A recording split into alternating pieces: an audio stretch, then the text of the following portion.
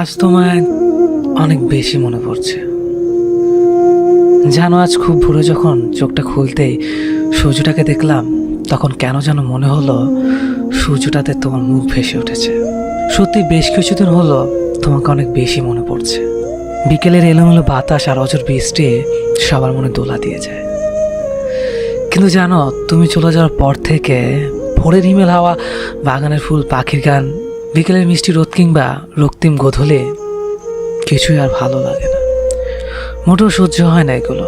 আর বৃষ্টি বৃষ্টি আর কিভাবে ভালো লাগবে বলো?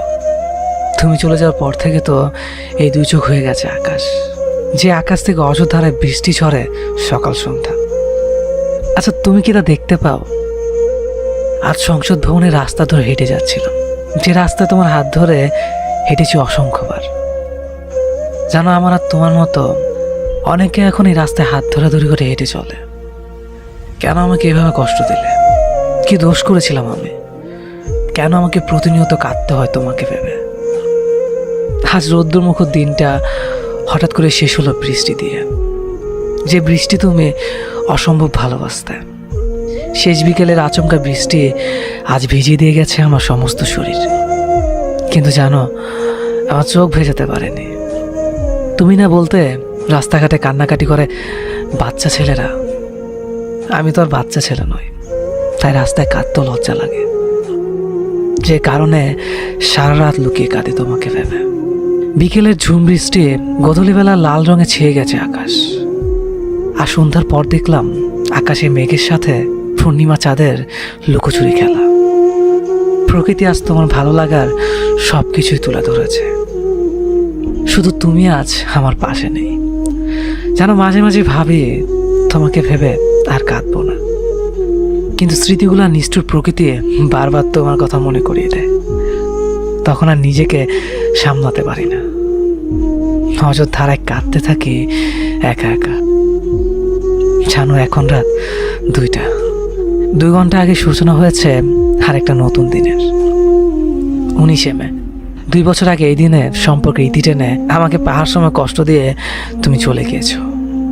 জানো, তারপর থেকে আজ পর্যন্ত এই দু চোখে ঘুম নেই।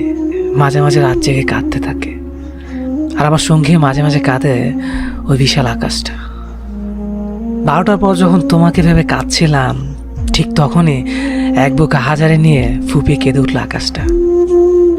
ঝুম বৃষ্টি শুরু হলো আবারও। ওই আকাশটাও কি আমার মতো একা? খোলা আকাশ আর আমি একসাথে কাঁদবো বলে ছুটে গিয়েছিলাম ছাদে। ছাদে আজ বিশাল আকাশটার সাথে কাঁধে কাঁধ রেখে কেঁদেছি আমি।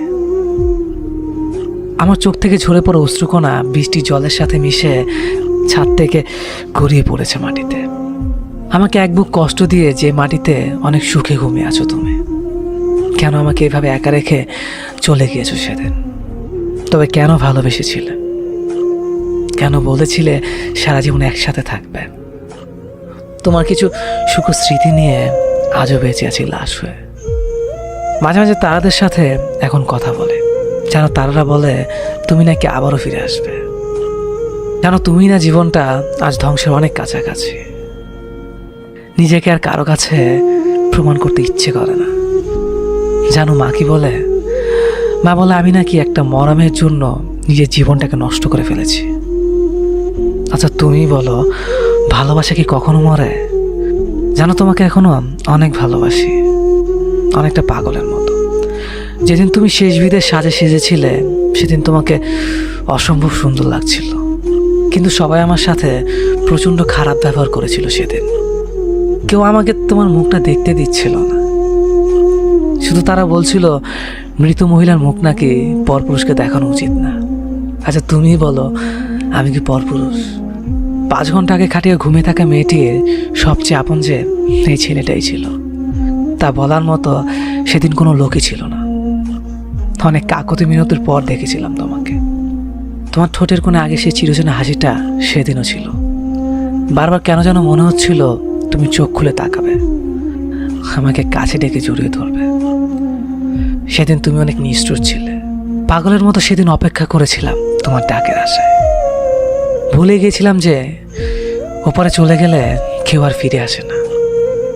যেন এখনো মাঝে মাঝে মনে হয় আমি যেন ঘুমিয়ে আছি, আর যা কিছু হচ্ছে এগুলো সব দুঃস্বপ্ন।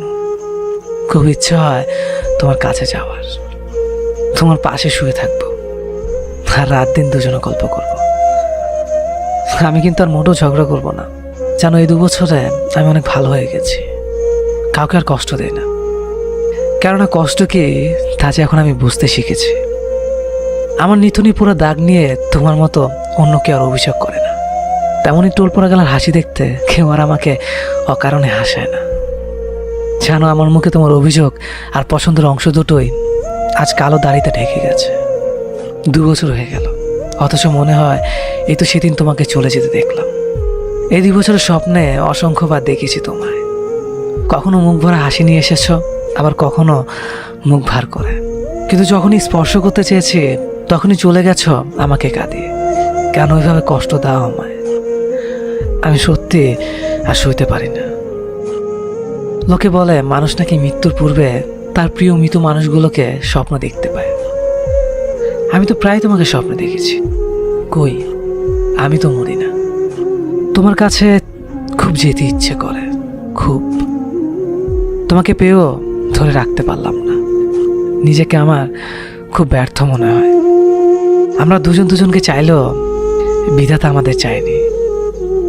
বিধাতার এই চাওয়াটা কি শুধু দুনিয়ার জন্যই ছিল? প্রভু পরকাল স্বর্গ নরক যদি সত্যি হয়, তাহলে তোমাকে হয়তো একদিন পাবো, যে পাওয়াটা হবে চিরকালের জন্য, যাতে থাকবে না হারানোর ভয়। তোমাকে এখনো অনেক ভালোবাসি। হ্যাঁ, সত্যি অনেক ভালোবাসি তোমাকে। চলে যাব এই জগতে মায়া ত্যাগ করে এক অন্ধকার ভরা ঘরে, যে ঘরে আমি বাদে কেউ থাকবে না। থাকবে শুধু আমার নিস্তব্ধ আর একাকিত্ব, যেখানে আমি কোনো নিঃশ্বাস নিব না। শুধু নির্বাক হয়ে চিরনিদ্রায় আমার নিথর দেহটা ঘুমিয়ে থাকবে। কখনো আর সেই দেহটা জাগবে না, কখনো প্রাণ খুলে হাসবে না, কখনো কাঁদবে না। শুধু নিশ্চুপ হয়ে থাক। যেদিন সবার থেকে বিদায় নিব, ছাড়বো এই পৃথিবী, ভাঙবে সব বন্ধনা, নিরুদ্দেশ হব এক না ফেরার দেশে, যেখানে আমি থাকবো এক নতুন অধিবাসী হয়ে। ভুলে যাব সেদিন দুনিয়ার সব কিছু, কিছুই মনে থাকবে না।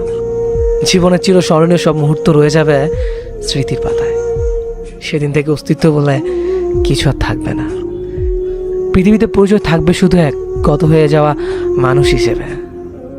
হাত ঠাঁই পাবে আমার ছবি কোনো এক দেয়ালের ছবির ফ্রেমে। সময়ের সাথে সাথে আমাকে ভুলতে শুরু করবে।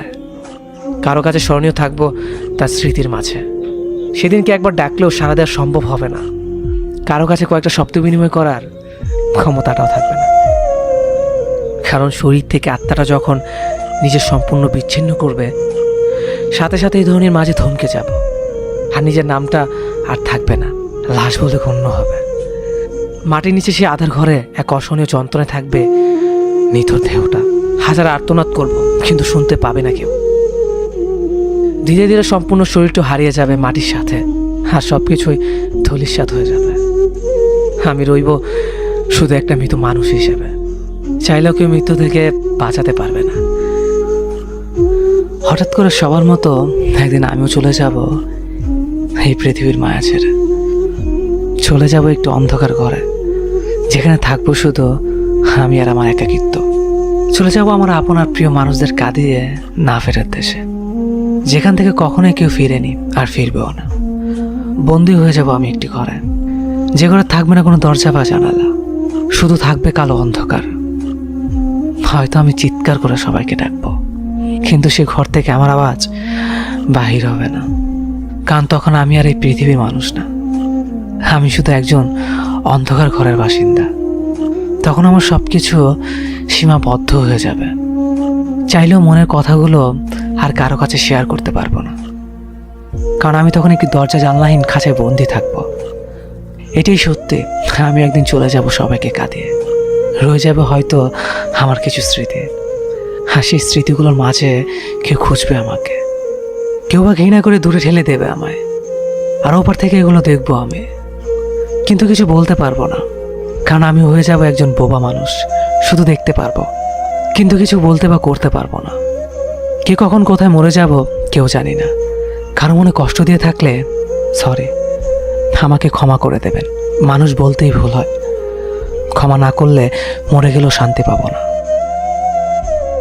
ভিডিওটি কেমন লেগেছে অবশ্যই কমেন্ট করে জানাবেন।